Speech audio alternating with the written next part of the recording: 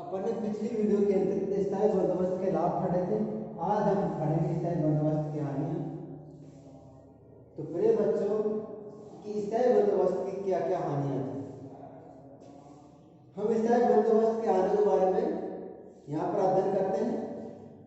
तो स्थायी बंदोबस्त की जो हानियां थी वो कौन कौन सी थी। जेम्स मिल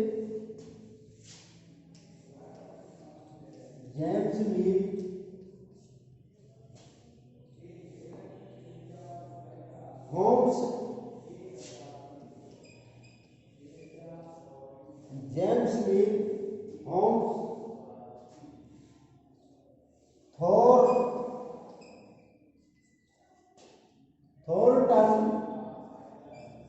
थॉर्नटन बेब्रिज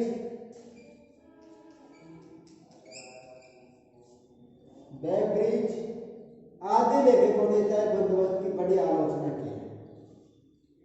आदि लेखकों ने स्थायी बंदोबस्त की बड़ी आलोचना की है। होम्स के अनुसार, किसके अनुसार? होम्स के अनुसार स्थायी बंदोबस्त एक भयानक भूल थी। स्थायी बंदोबस्त एक भयानक भूल थी। स्थायी बंदोबस्त एक भयानक भूल थी। ये कौन कहता है? इतिहासकार होम्स कहता है। स्थायी बंदोबस्त एक भयानक भूल थी। थॉर्नटन के अनुसार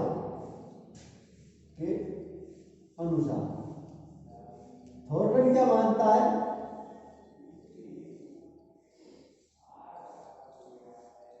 कॉर्नवालिस के स्थायी बंदोबस्त का बड़ा भाई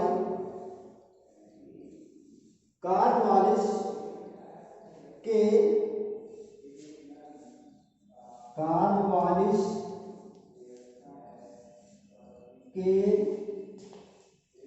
स्थायी बंदोबस्त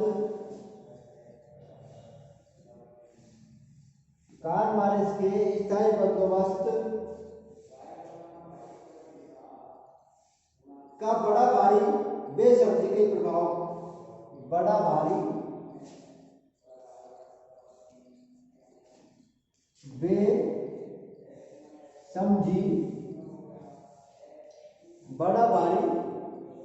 बेसमझी के प्रभाव का निर्णय किया गया था। बेसमझी के प्रभाव का निर्णय किया गया। ये कौन कहता है? यानी कि जो स्थायी बंदोबस्त था वो कॉर्नवालिस का बेसमझी का प्रभाव का निर्णय किया गया था। अब इसकी कौन कौन सी हानियां रही है स्थायी बंदोबस्त की, उन हानियों के बारे में पर अध्ययन करते हैं। नंबर 1, परंपरागत भूमि व्यवस्था का उल्लंघन। परंपरागत भूमि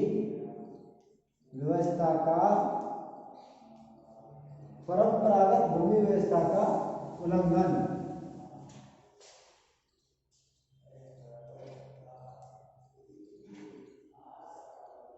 परंपरागत भूमि व्यवस्था का उल्लंघन।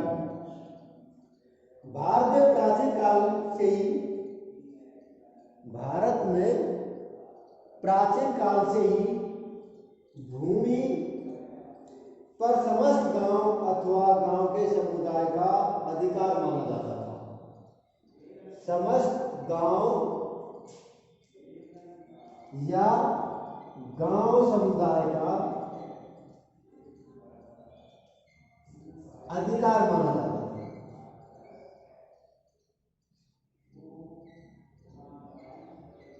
अंग्रेजों ने इसका उल्लंघन करके जमींदारों को भूमि का स्वामी माना। अंग्रेजों ने इसका उल्लंघन करके जमींदारों को भूमि का मालिक माना, भूमि का स्वामी माना, भूमि का स्वामी माना। तो इस प्रकार अंग्रेजों ने जो प्राचीन काल से जो परंपरागत चली आ रही थी उस व्यवस्था का उन्होंने उल्लंघन किया गया। यानी कि जो कार्य पहले किसान जमींदार लोग, गांव के जो समुदाय के लोग करते थे, गांव के किसान लोग, रैयत लोग करते थे, वो उसके हाथों से लेकर अंग्रेजों ने जमींदारों के हाथों में सौंप दिया गया। यानी कि उस चीज को उन्होंने उल्लंघन किया। जेम्स मिल के अनुसार, जेम्स मिल के अनुसार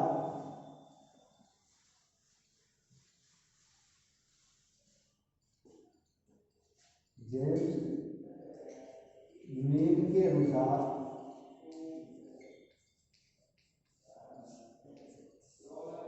जेम्स मिल के अनुसार स्थायी बंदोबस्त के प्रमुख निर्माता अंग्रेज कुलीन थे। स्थायी बंदोबस्त के प्रमुख निर्माता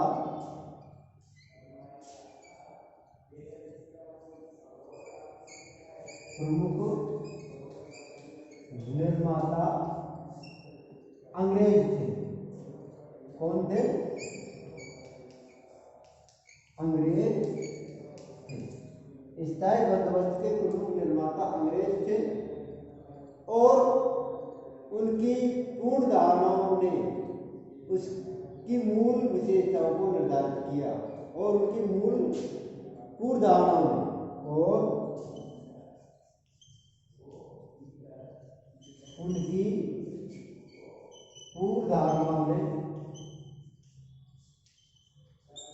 पूर्ण धारणाओं ने इसकी मूल विशेषताओं को निर्धारित किया। इसकी मूल विशेषताओं को निर्धारित किया। यानी कि स्थायी बंदोबस्त जेम्स मिल के अनुसार स्थायी बंदोबस्त की प्रमुख निर्माता अंग्रेज थे और उनकी पूर्ण धारणाओं ने इसकी मूल विशेषताओं को निर्धारित किया था। ये कौन कहता है? जेम्स मिल कहता है। इसके बाद में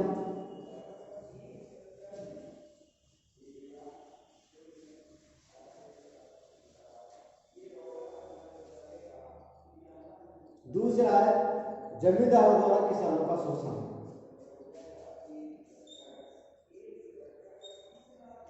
जमींदारों द्वारा किसानों का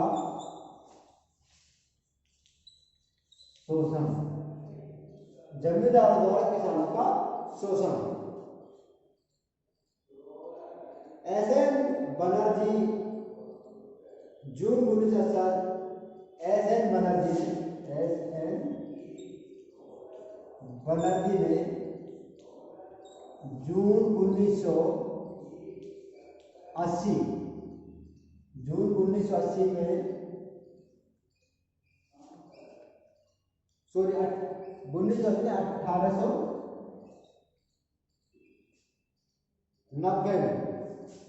1890 में जून 1890 में कहा है कि हम स्थायी बंदोबस्त के सिद्धांत से पूर्ण सहमत हैं। एसएन बनर्जी ने 1890 में कहा है कि हम स्थायी बंदोबस्त के सिद्धांत से पूर्ण सहमत हैं। हम स्थायी बंदोबस्त के सिद्धांत से पूर्ण सहमत हैं, परंतु हम कहते हैं कि यह देश के लिए एक महान बात होती। यह देश के लिए एक महान बात होती। यह बंदोबस्त रैयत के साथ न करके यह बंदोबस्त रैयत के साथ किया जाता है कि जमींदारों के साथ न करके रैयत के साथ किया जाता। और लॉर्ड कॉर्नवालिस ने यह जमींदारों के साथ करके स्थायी बंदोबस्त की सबसे बड़ी भूल की थी। किसने की थी? एसएन बनर्जी ने। यानी कि उन्होंने कहा है कि ये जमींदारों के साथ न करके जमींदारों के साथ न करके, यानी किसके साथ करता, किसानों के साथ करता, तो ये अच्छा होता। लेकिन उन्होंने क्या कर दिया, जमींदारों के साथ करके सबसे बड़ी भूल की थी। किसने की थी, लॉर्ड कॉर्नवालिस ने।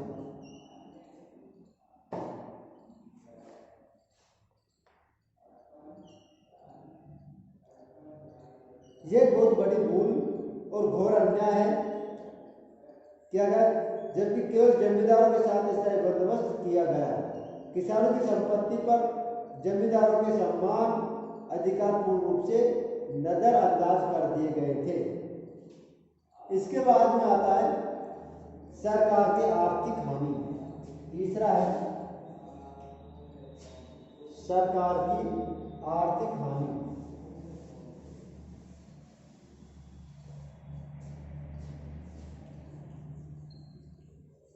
सरकार की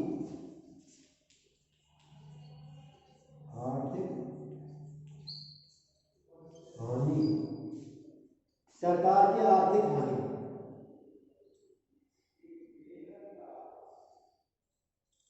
सरकार की आर्थिक हानि।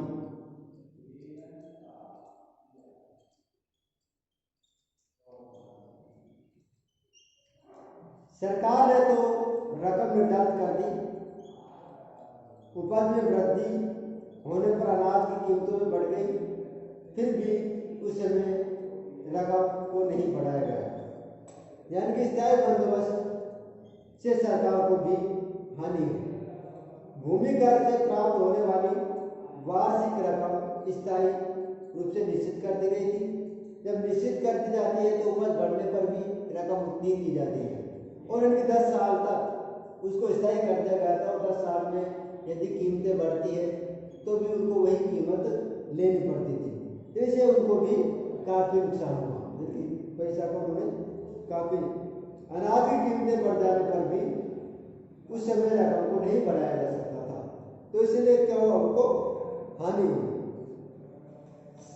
सेटन कार ने लिखा है स्थायी बंदोबस्त से जमींदारों की भलाई। कौन ने लिखा है, सेटन कार। सेटन कार ने लिखा है कि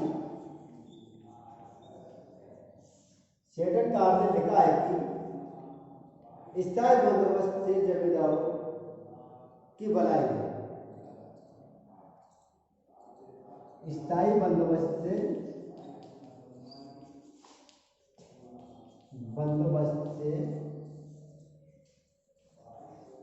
जमींदारों की भलाई है।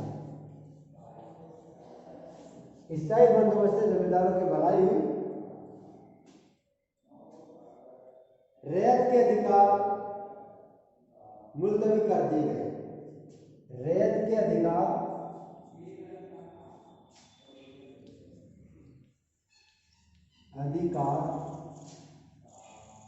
मुलतवी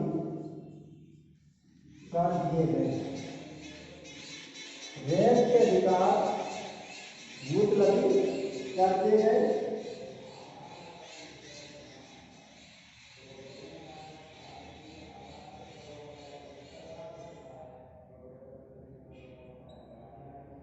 परंतु शासन शक्ति के हितों का बलिदान कर दिया गया। शासन शक्ति के हितों का बलिदान कर दिया गया। इसके बाद आते हैं प्रारंभ में जमींदारों के हानि। चौथा है प्रारंभ में जमींदारों को हानि।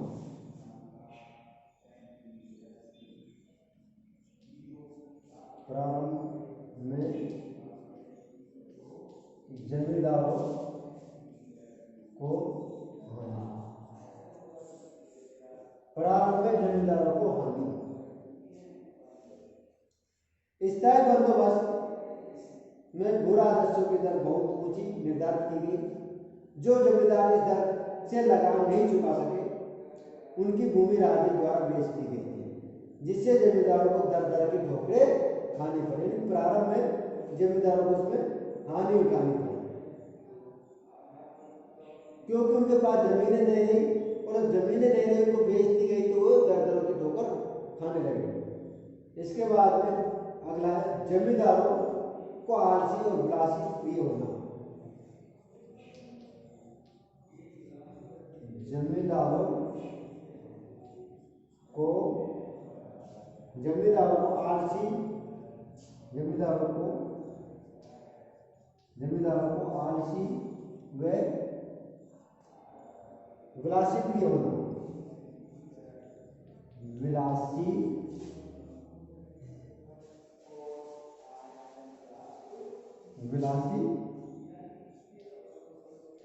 प्रिय होना, यानी कि वो जमींदार लोग,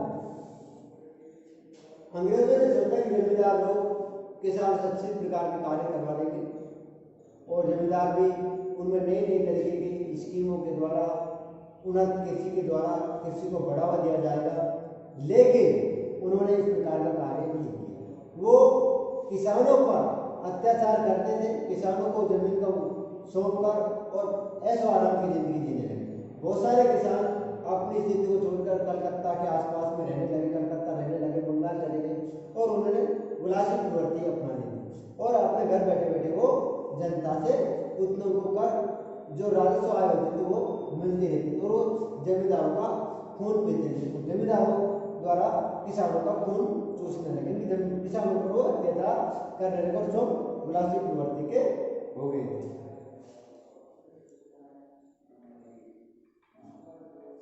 इसके बाद में है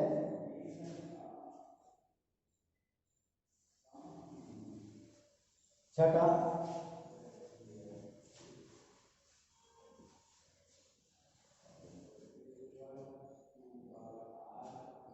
बंगाल में दो विरोधी श्रेणियों का उदय। बंगाल में दो विरोधी श्रेणियों का उदय। बंगाल में दो विरोधी श्रेणी कौन कौन से हो गए? एक तो जमींदार लोग हो गए थे और दूसरा किसान लोग हो गए थे। इनमें क्या आपस में विरोध की भावना हो गई थी। जमींदार किसानों का शोषण करते थे तो उनमें कर्कशता आ गई थी। इस प्रकार बंगाल के अंतर्गत दो विरोधी गुटों का में बढ़कर दिन प्रतिदिन जमींदार लोग अधिक धनी होते जा रहे थे और किसान और अधिक गरीब होते जा रहे थे। यानी कि उनमें आपस में जो मेल मिलाप था वो विरोधी श्रेणी के अंतर्गत बढ़ गया था। अगला है स्थायी बंदोबस्त के अन्य प्रांतों में लागू नहीं। सातवां स्थायी बंदोबस्त अन्य प्रांतों में लागू न होना, यानी कि यह उन्हीं क्षेत्रों पर किया गया था जैसे बंगाल, बिहार,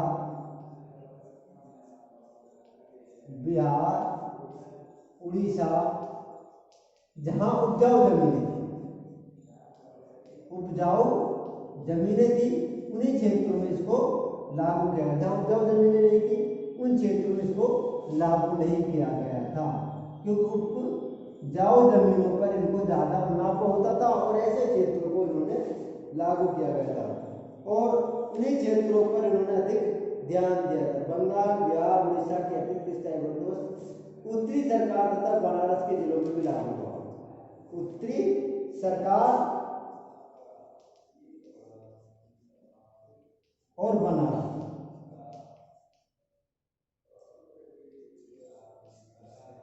इसके अलावा भी अन्य क्षेत्रों पर जब लागू कम हुआ, इन क्षेत्रों पर जहां उपजाऊ जमीनें थी वहां पर ही लागू हुआ था, तो इससे कुछ जनता पर इसका प्रभाव पड़ा। यानी कि वहां इन क्षेत्रों का मुनाफा हो रहा था, जहां पर उन्होंने इस प्रकार के लागू किया गया, जहां कम हो रहा था, तो इसलिए यहाँ के लोगों को स्थिति अच्छी और मजबूत होती चली गई थी। इसके बाद में आता है अनुपस्थिति जमींदार प्रथा का जन्म। अनुपस्थित जमींदारी प्रथा का जन्म। अनुपस्थिति अनुपस्थिति अनुपस्थिति अनुपस्थिति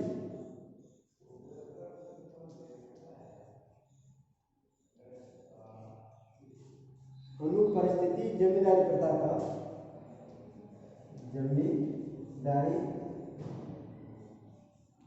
प्रथा का जन्म। अनुपस्थिति जमींदारी प्रथा का जन्म यानी कि कुछ जमींदार लोग, यानी कि कुछ जमींदार लोग कहाँ पर चले गए थे? कलकत्ता चले गए थे, उड़ीसा चले गए थे, बिहार चले गए थे, उपजाऊ क्षेत्रों में चले गए थे। और उपजाऊ क्षेत्र में चले गए, वहाँ पर वो अपने आराम से ऐशवारा की जिंदगी जीने लगे थे। और उनसे यदि अवगत नहीं होने के बाद उनका कार्य हो रहा है, तो ये अनुपस्थिति प्रथा से जमींदार लोग किसानों पर अत्याचार करते थे। यानी कि वो नहीं होने पर भी उनके नहीं होने पर भी उनको धनी और होते जा रहे थे। यानी कलकत्ता में बहुत से धनी व्यापारी गांव के जमींदारों का अधिकार प्राप्त कर लिया और बड़े बड़े भूस्वामी बन गए। उन्हें न किसी का कुछ ज्ञान था और न ही उन्हें जमीनों को सुधारने की रुचि रखते थे। वे प्रतिष्ठित जमींदार अथवा राजा बन बैठे और उनका मुख्य उद्देश्य भूमि का अधिकाधिक आय प्राप्त करना था। तो इस प्रकार अनुपस्थिति प्रथा को उन्होंने जन्म दिया था।